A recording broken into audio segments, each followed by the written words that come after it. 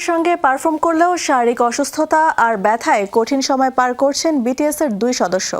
সম্প্রতি ভক্তদের সঙ্গে লাইভ আড্ডায় নিজেদের শারীরিক সমস্যার কথা খোলামেলা জানিয়েছেন ভি ও জাংকুক। একজন লড়ছেন দীর্ঘদিনের শ্রবণ সমস্যায়, অন্যজন গুরুতর পায়ের ব্যথা নিয়ে চালিয়ে যাচ্ছেন পারফরমেন্স। ব্যস্ত বিশ্ব সফরের মাঝেই দুই তারকার এমন স্বীকারোক্তিকে উদ্বিগ্ন বিশ্বজুড়ে থাকা ভক্তরা।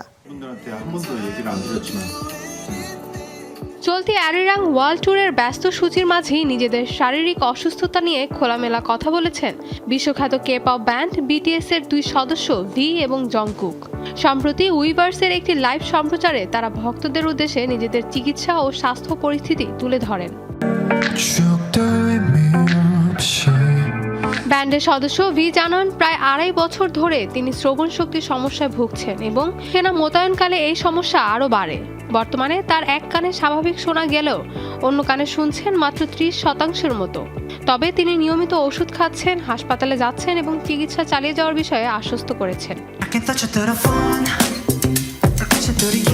অন্যদিকে মঞ্চে পারফর্ম করতে গিয়ে পায়ের শিন অংশের গুরুতর ব্যথায় ভুগছেন জংকুক। তিনি জানান, এই ব্যথা প্রায় স্ট্রেস ফ্র্যাকচারের কাছাকাছি পর্যায়ে পৌঁছেছে। একের পর এক শো চলায় পর্যাপ্ত বিশ্রামের সুযোগ পাচ্ছেন না তিনি, যার ফলে কাঙ্ক্ষিতভাবে লাফিয়ে বা দৌড়ে নাচতে পারছেন না। তবে ব্যথা সামনে নিয়ে পারফর্ম করার চেষ্টা করছেন তিনি।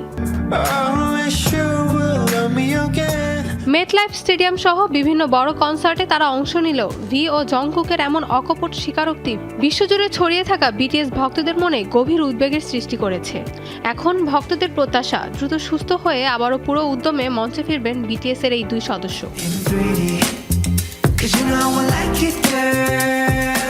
মাহবুবা মোস্তারিন,